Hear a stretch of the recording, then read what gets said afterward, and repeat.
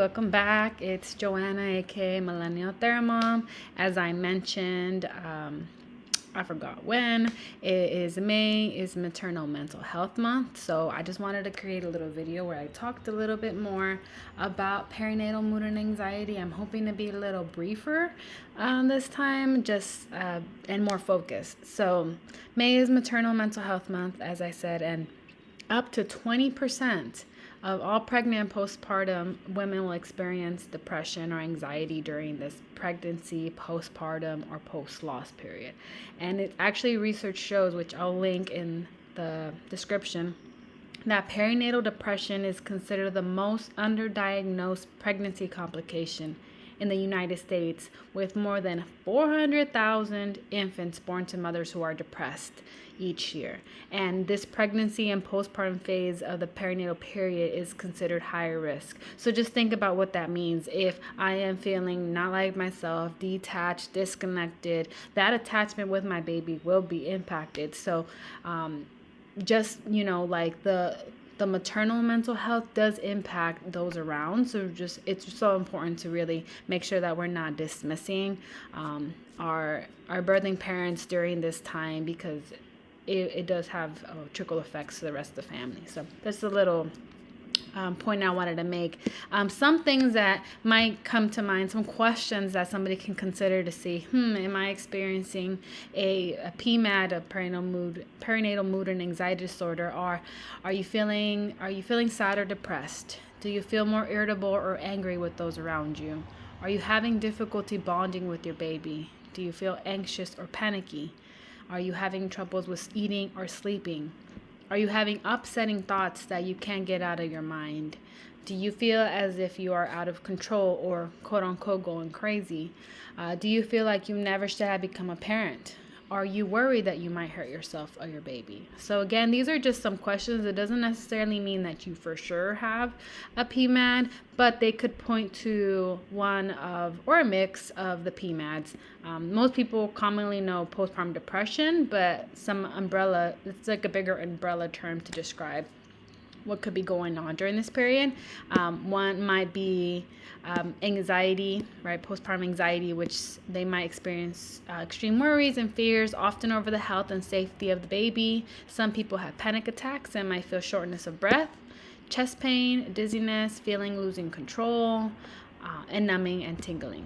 Depression is someone with postpartum depression might experience feelings of anger, sadness, irritability, guilt, lack of interest in the baby, changes in eating and sleeping habits, trouble concentrating, thoughts of hopelessness, and sometimes even thoughts of harming the baby or themselves.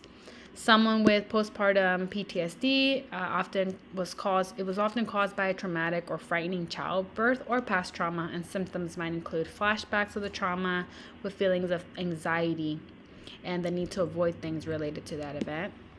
Someone with postpartum OCD can have repetitive, upsetting, and unwanted thoughts or mental images, obsessions, and sometimes they need to do certain things over and over to reduce anxiety caused by those thoughts. These individuals find these thoughts very scary and unusual, and are very unlikely to ever act on them. So remember, thoughts does not equal actions. Psychosis, and this is postpartum psychosis, sufferers sometimes see and hear voices or images that others can't, called hallucinations. They may believe things that aren't true and distrust those around them. They may also have periods of confusion and memory loss and seem manic. This severe condition is more dangerous, so it's important to seek help immediately.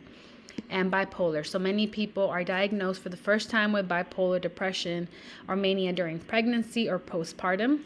Bipolar mood disorder can appear as severe depression. Individuals, they might need informed evals and follow-up on past and current mood changes.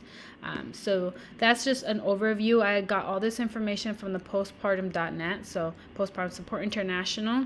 Definitely share this video with anybody who is in that postpartum or perinatal period, because there are effective and well-researched treatments, including nutrition, exercise, counseling, support groups, medication, or spiritual practice and support that can help. And what is sad is that only 25% of the women who screen positive for a PMAD in the postpartum period actually receive behavioral health services. So remember, intervention, identification are key. The fact that you watch this video, it already shows you doing part one, which is educate yourself. Again, if you know somebody who is in the perinatal period and showing some of these symptoms, be there for them, encourage them. I will post a follow-up video around some things that can be done to help manage the risk factors, manage the intensity of symptoms. It won't replace therapy, but stay posted. I'll post that soon also. And yeah, thank you for taking the time to watch this video. Please like and subscribe if this was helpful. Comment if there's anything else that you would like to know more about within this May Maternal Mental Health Month, or just anything related to perinatal mental health. I'm open to continue to learn, and leave in the comments if what was helpful. And appreciate y'all. Take care. Bye.